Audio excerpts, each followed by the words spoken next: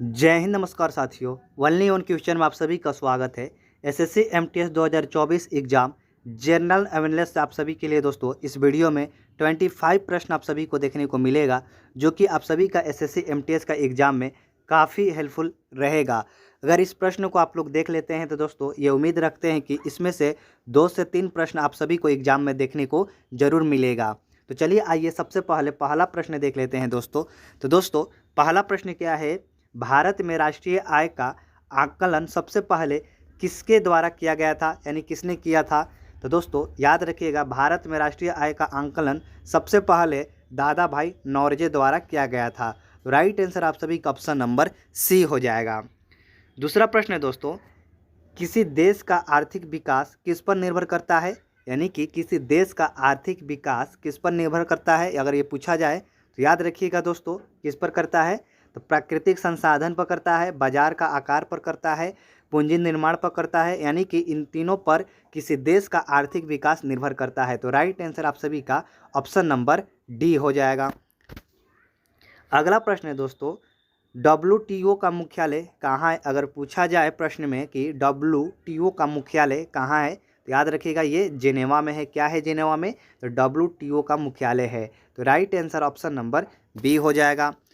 अगला प्रश्न है दोस्तों, मुद्रा आपूर्ति किसके द्वारा नियंत्रित की जाती है। अगर पूछा जाए मुद्रा आपूर्ति किसके द्वारा नियंत्रित की जाती है, तो याद रखिएगा दोस्तों ये भारतीय रिजर्व बैंक के द्वारा किया जाता है।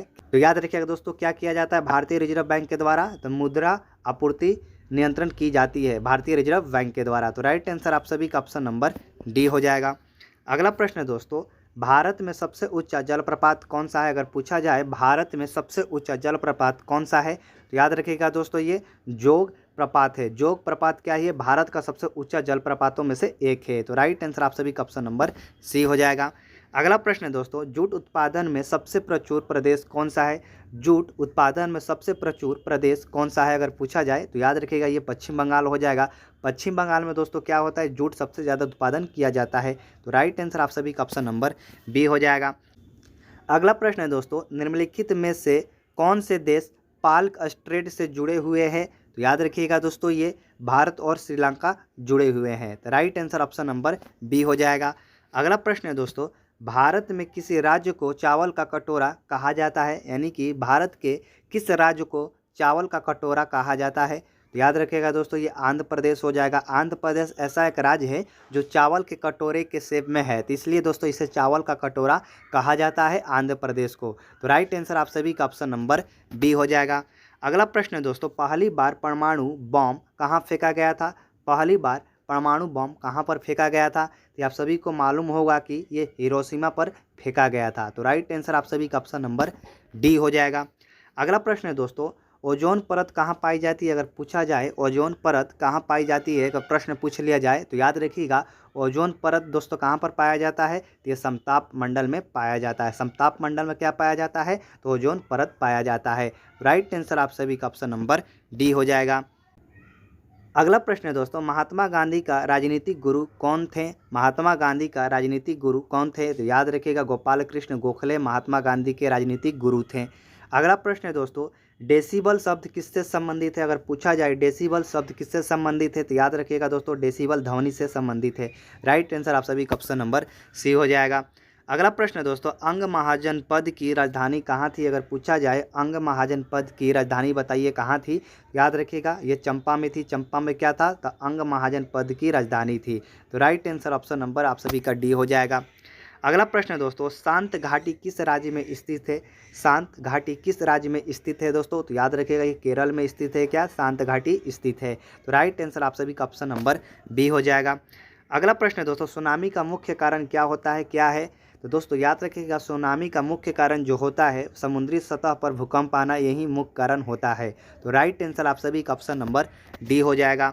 अगला प्रश्न है दोस्तों, भारत का केंद्रीय औषधि अनुसंधान संस्थान कहाँ पर स्थित है। तो याद रखिएगा दोस्तों ये लखनऊ में स्थित है। राइट आंसर आप सभी का ऑप्शन नंबर बी हो जाएगा। अगला प्रश्न है दोस्तों, मानव विकास सूचांक किसके विकसित किया जाता है, यानी कि मानव विकास सूचांक किसने विकसित किया था। तो याद रखिएगा दोस्तों महबूब उल्क हक ने किया था। ये क्या किया था, महबूब उल्क हक ने क्या किया था, तो मानव विकास सूचांक विकसित किया था। तो राइट आंसर आप सभी का ऑप्शन नंबर सी हो जाएगा। अगला प्रश्न है दोस्तों, कृषि उत्पादकों की कोटि किस प्रकार निर्धारित की जाती है? अगर पूछा जाए कृषि उत्पादकों की कोटि किस प्रकार निर्धारित की जाती है, तो याद रखिएगा दोस्तों, एक मार्क के द्वारा की जाती है। एक मार्क के द्वारा क्या किया जाता है?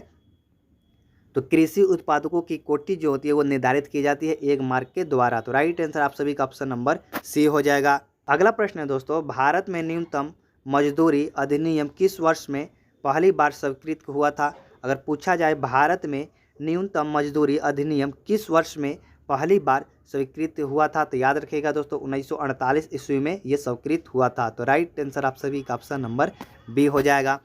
अगला प्रश्न है दोस्तों, इंसुलिन का आविष्कार किसने किया था? अगर पूछा जाए इंसुलिन का आविष्कार किसने किया था, तो याद रखिएगा एफ वांटिंग ने किया था। एफ वांटिंग ने क्या किया था? इंसुलिन का आविष्कार किया था। तो राइट आंसर आप सभी का ऑप्शन नंबर बी हो जाएगा।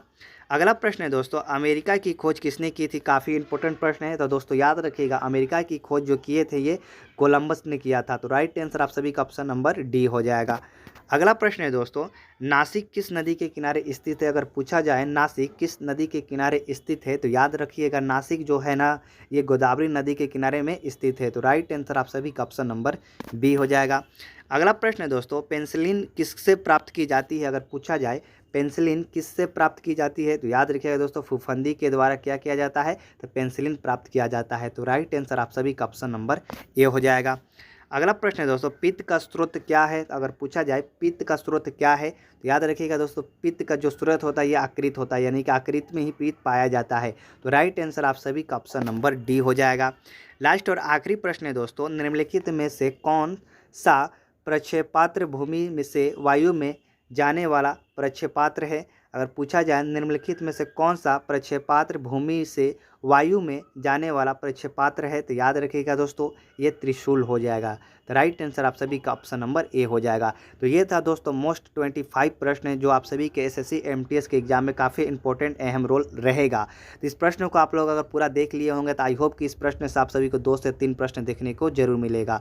अगर ये वीडियो अच्छा लगा हो तो प्लीज़ दोस्तों वीडियो को लाइक कर दीजिएगा, चैनल पर है तो चैनल को जरूर सब्सक्राइब कर दीजिएगा। मिलते हैं नेक्स्ट वीडियो में नेक्स्ट टॉपिक पर, तब तक के लिए आप सभी को दोस्तों जय हिंद।